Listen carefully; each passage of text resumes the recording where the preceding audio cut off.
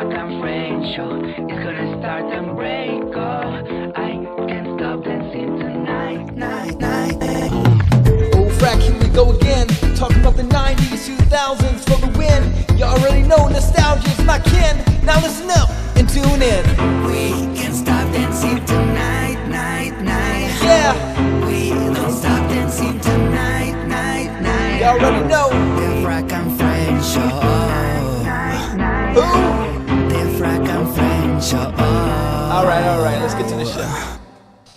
Hey guys, Frack and Friends show here. We have the most amazing and most wonderful person, Amanda Shepard. Amanda Shepard, y'all. For those who can't really see the person that you all know her from, she's got the same face, you know. I hate to say this, 30 years later. I'm so sorry, 30 years. I mean, and if those who don't know how long that is, I'm 30 years old, you know. And she's like, oh, all right, this is not going well. But guys, we are so happy to have Miss Amanda join us today. I got my buddy Charlton over there. He's just hiding in the corner. Hi. Thanks for having me. Look, it is amazing having you. We've talked on and off for last few months, I guess. You know, since I got in contact with you, and you know, one of the best and greatest things about you is you're the absolute sweetest. Oh, you know, thank and you. You're very genuine. Hard to find. Don't cry. Don't cry. Don't cry. I haven't said anything yet. But it is amazing having you on this show. And, you know, one of the things I wanted to kind of start with is just, you know, the idea and the concept of, you know, 30 years. 30 years. It's been 30 years since you've, you know, said, Thackeray, thanks. You know, look, still sounds the same. How do you do that? How do you do that? It's incredible. You know, looking back, you know, what do you think about? What are the fondest memories of, you know, 30 years of Hocus Pocus continuing today? Well, it was really just a surprise to me, you know, like I was shocked because once again, as every cast member says, it was never a hit in the beginning. It was a total flop.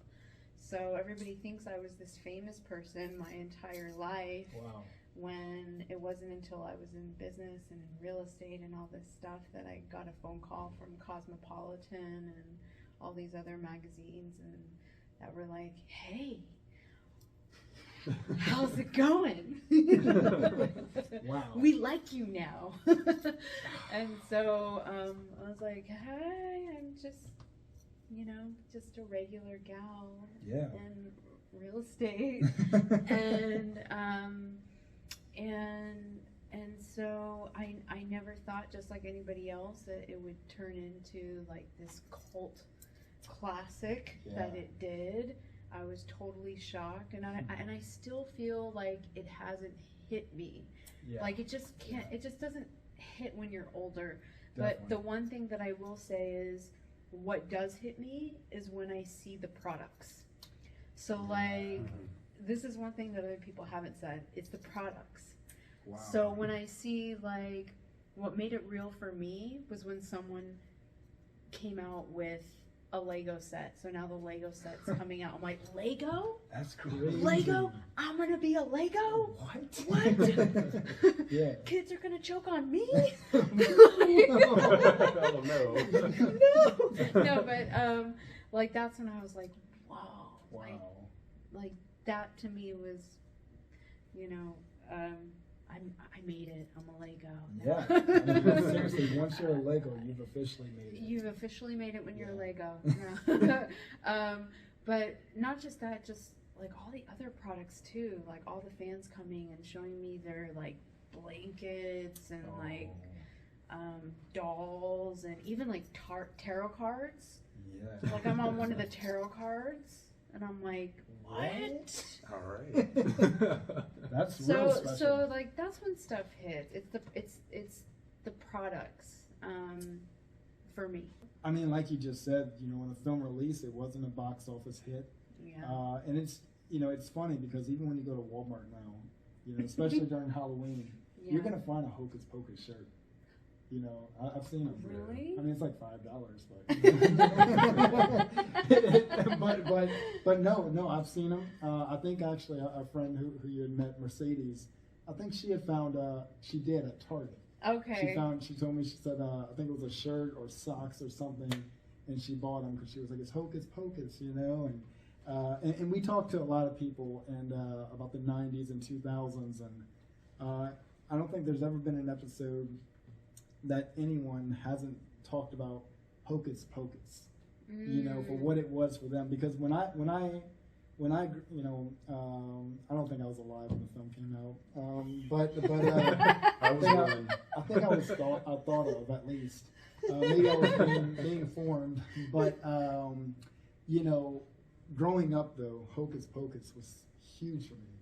It was very, very massive. It was everything to me. You know, every Halloween we have to watch it in my house. You know, especially Vicky. She doesn't like horror movies, doesn't like those kind of crazy movies, but she'll put on Hocus Pocus any day. Oh wow. You Okay. know? And it's incredible to see something, the longevity of something, because nowadays we live in a world where longevity, you know, you're famous today, gone tomorrow. Yeah, it doesn't exist anymore. You know, and you know, things like that, like box office, you know, bombs or whatever you want to call it, you know, continuing and being these big phenomenons. Yeah. It's pretty mind-blowing. That is mind-blowing, like when you think about it. And there's something magical about that, because just like you said, like that doesn't exist anymore. No. It's kind of an anomaly. So Yeah. anytime I'm on an airplane and I'm flying somewhere and somebody says, "Oh, what are you doing? What are you doing?" And I go, "Oh, I'm signing autographs." You know, they're like, Hey. "Oh, for what?" I'm like, "A movie I did over 30 years ago." And they're like, "What movie was it?" And like I said, it's a cult classic. Yeah. I'm like, Hocus Pocus, and some of them know what it is and some of them don't. And most of the times, the ones that know what it is, they're like, huh. And they're just quoting things or even telling you, like I just told you, what Hocus Pocus has meant to me over these years. Yeah. And, you know, and I'm sure, just from a fan's perspective, you've heard some amazing stories. Oh, when yeah. Hocus is, you know, Yeah. Hocus Pocus to me, it's a movie. It's a great movie, but to, you know, someone else, it's something more. Exactly. And that's why, like, I love doing these events, and I love being around people like you that truly, you know, truly connect with the film and truly love the film for what it is, and see the magic in it, and truly see, just like you said, like the longevity of it, and also the like rising of the dead, like the Lazarus moment of it. Man, which, you know, is another question was, you know, when did it become a big thing? When was that moment where, was it just airing on TV more often, where you were like, huh? It was, well, let's see. For me, it was probably like 10 years ago. Come on. Wow. Yeah, 10 years ago. And I forgot what it was that popped it off. Yeah. I forget what it was. I think it was just that it started circulating every Halloween. Trends. They just started, it just started playing, and people just started magically out of nowhere catching on to it slowly, and because other movies were coming out, I think, and the quality of some of the things that are coming out are just not. I think that's the bottom line. Yeah. I think the bottom line is the quality of things that are coming out don't compare to some of these little films that feel like home in a way. Yeah. They don't. Everything's just a replication of a replication, and there's something just really so special and unique and authentic to this movie. And not only that, I'll also add that just everybody in that movie, I feel, was also like at their prime. Sure. You know, Sure. as well. So there's like that 100%. feeling of like, oh my God, these people are out there, their prime, and on top of it, it just feels like something that's just so like almost like part of the family. It becomes part of people's homes. They really take it in. Whereas all the shows nowadays, I mean, there's some good shows out there, you Sure. know. But for a while there wasn't. No. There wasn't. It's a dry spell. There was a dry spell, and that was when we got shined. That's awesome. That's Yeah. awesome. Yeah. Charlton, did you want to ask her anything? You know, I thought it was, you're in real estate, you said, correct? I used to be. You used to be? Yeah. Okay. So, Not anymore. Don't ask Not me. anymore. No comment. No comment. Well, You can ask me. well, I mean, was that something that you were interested in? And like, I know you didn't really get into any other child roles. Is that correct as well?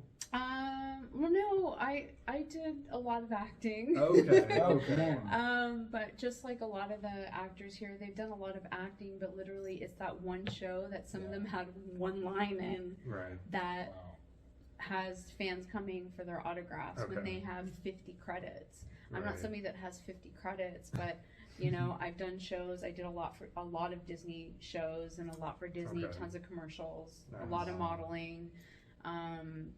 Yeah, I was always out there. I was always working, Okay. but nobody knows because Sure. Right. it's that one movie. And Right. IMDb only recognizes Hocus Pocus. That's it. That's the only thing That's they crazy. notice. Yeah. So, but that's fine with me. I don't care. For a Right. while, my name wasn't even on there. So Wow. Uncredited. I'm credited. Yeah. Wow. That's Yeah. terrible. Well, Yeah. we'll definitely have to check out some more of your stuff because I didn't know, you know, and Yeah. Caleb did either. So. No. Yeah, Oh. interesting. It's always Yeah. shocking when because one of our favorite things to talk about on the show is like when an actress or actor, you know, got their start in doing commercials because they're always like reminiscing about the McDonald's or Toys R Us Yeah. and different days and commercials and we're like, that was you know. That was me. I mean, I wish that I got a McDonald's commercial because those are big ones. But I still got some really good ones. I think I did like over 100 commercials when I was a kid. Cool. Yeah, Wow. crazy. That's crazy. I know. Yeah, lots of commercials, but not McDonald's. Never say But that's never. okay. Like I did a Hanes commercial during the Oh, Super wow. Bowl. I'm like in my underwear on a trampoline. Hey, then, well. And during the Super Bowl, like it's like those commercials Definitely. do the best. And, Oh, yeah. yeah. So I did a lot of commercials. That's cool. Not all in my underwear. Well, that's good. Yeah, only a couple. So one of the last things I want to talk to you about is you have a book. Yes. You have a book called Becoming Multidimensional. Yes. I'm not in my underwear. Your clothes. Close. Pajamas. Close. Yeah, so this is you. Yeah, Now, that's Amanda me. Shepard, why don't you tell us about it? First of all, it seems like you wrote this. Yes, I did. I wrote it myself. I didn't hire a ghostwriter. Gritty. Yeah, I worked on it like 12 hours every day. But anyways, yeah, it's basically a memoir of my life, obviously condensed heavily. But it focuses primarily on my healing journey, but I include everything in there about acting and why I really quit acting Ooh, read and this. stuff that I don't talk about in panels Sure. that will Right. forever stay in this book. It's mainly about yeah, just like any book, like the hero's journey, right? Yeah, 100%. The struggle and about me basically having a near-death experience and that turning into an enlightening experience, and then my Wow. life just completely turning around and talking about my spiritual journey and finding that that other side to me, and for what I feel the truth and purpose of life, you know, for me, and also dabbling into evolution, Wow. which Yeah. I've always secretly been obsessed with, even as a young Come kid. on. So when I was reading, books on evolution and how that all began, it wasn't fully making sense to me. I don't think that we originated from apes. I'm sorry. I think there was a little bit more dabbling there. For sure. So, I was reading, I think it was called Origin of Species, and I was like 9 years old. Wow. And I was like, no, this is not how it happened, and meat did not help us evolve. There's more to this story. So I didn't even realize it, that when I went on to my spiritual journey, that I also felt like I was kind of going on an evolutionary journey. Sure. That I feel like isn't just for me, but is for everyone. That I'm like, if anybody went down this rabbit hole that I went down, you would find these amazing things too. And many people have these amazing things, but they don't talk about it. And they just don't talk about it, or they feel like, oh, I don't want to seem like I'm pretentious, or I don't want to seem like I'm bragging, or I don't want to seem like I'm egocentric or anything like that. And I'm the one that's like, I will. That's awesome, man. So I talk about all the abilities that came to be. I started getting into energy healing, and that really, I talk about the secrets that a lot of, say, miraculous healers and stuff like that actually become that way, that they don't tell you, because I was always that way. I was going up to being in the circles with women that were, could do amazing things and had amazing abilities, and I go, how did you get this? But they don't share. They don't share their secrets. So I'm like, when I find out, I'm going to share my secrets. In a book. And it's so simple that, you're like, oh, okay, it's right in front of me. Just like most amazing things, right? Absolutely. The most amazing things that you have the questions to are right in front of your face. Literally. Yeah. So, I go into that, and how all these different things that I learned, which are in my book, led me to becoming a medical medium, becoming a psychic medium, having out-of-body experiences, and going to different dimensions, and all kinds of stuff. Learning to communicate with plant spirits, and just a lot of things that I discovered. Yeah, and also just to help other people that are going down that road, because it's very isolating when you start seeing certain things and experiencing certain things. It can be extremely isolating, because you don't want anybody to think you're insane. Yep. So especially when, like, you've been diagnosed insane before, so you're like, I'm gonna keep these to myself forever, so I'm just happy and thankful that I was able to write a book and get it all out, so people can go ahead and read it and either really identify with it and see themselves in it, or relate to it, or just completely think I'm absolutely nuts, and they can talk behind my back. You know what I mean? Yeah, man. No, I think it's wonderful. I think it's wonderful to just put yourself out there, put like a tell-all book, which is amazing, because it's one of the things people love. People love to hear truth. People love to hear the nitty and gritty, and life wasn't just perfect after I did Hocus Pocus. Yeah. There was some trials and tribulations, and you went through things. You're a human being. Yeah. I know, I kind of separate the celebrity and a person now, but I know a lot of people who don't. They're like, oh yeah, it's Brad Pitt. He's got it all, and everything's great, and then you get on TMZ and you read things, and it's like, but it's Brad Pitt. Right. Yeah. And the same thing with you. Like, I always tell people, no one is just a role. Like, everyone's a human being. And one of my favorite things is getting people on the show to really showcase that and say, like, you were once this little girl.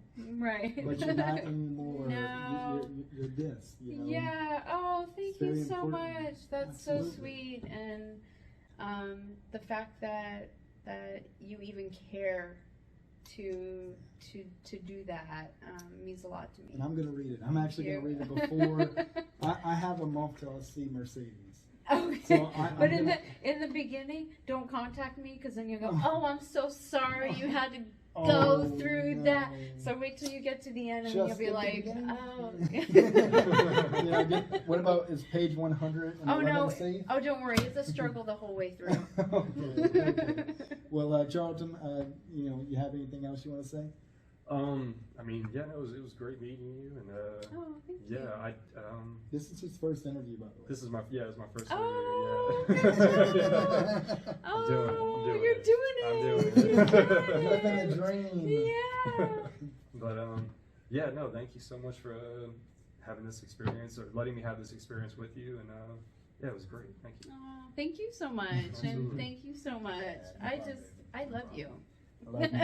I think we're going to be best of friends, and I want you to think come so. on the show and just, talk about this stuff. Yeah. Seriously, absolutely. talk about, we'll talk about this little girl, but Yeah. we're going to dive into a little more, and Yeah. nothing gritty, like nothing controversial, but like just you. Just Yeah. you. Thank You you. know? So, all right, guys, this is the Frack and Friend Show. This is our friend Amanda, and she's pretty awesome. And we'll see you guys next week. Okay. See you all right. Bye. The Frack and Friend Show is gonna start and break. Oh, I can't stop dancing tonight, night, night. Oh, Frack, here we go again. Talking about the 90s, 2000s for the win. You already know nostalgia's my kin. Now listen up and tune in. We can't stop dancing tonight, night, night. Yeah, We don't stop dancing tonight, night, night. you already know. The Frack and Friend Show. Who? The Frack and Friend Show. All right, let's get to the show.